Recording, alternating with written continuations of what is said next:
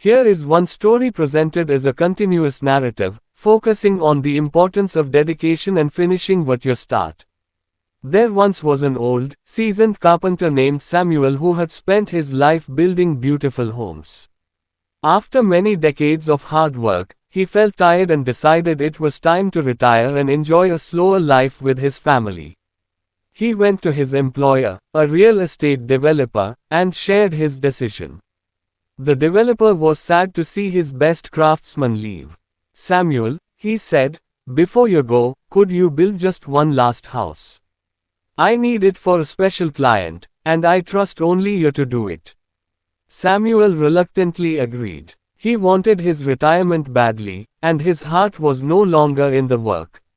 He rushed through the construction of the final house, using cheaper materials and less effort than he usually would. He skipped small steps, figuring, "It's my last job, who will really notice?" He was sloppy and careless, and everyone could tell his usual pride was missing. He just wanted to get it done. When the house was finally completed, the developer came to inspect it. He walked through the rooms and smiled. He then turned to Samuel and handed him a set of keys. "Samuel," the developer announced, "this house is my gift to you. It is your retirement present, built for your family." Samuel was utterly shocked. He stood there, speechless. He felt a deep surge of shame and regret wash over him.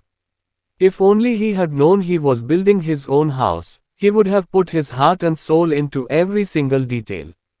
He would have used the best wood, the strongest joints, and the finest care. Instead, he was now left with a shoddily built house that reflected his own impatience and lack of dedication.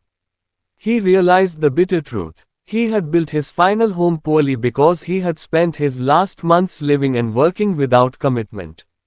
Moral of the story: you are always building your own life. Every day, every hour, every task you perform is like a brick in the house of your future.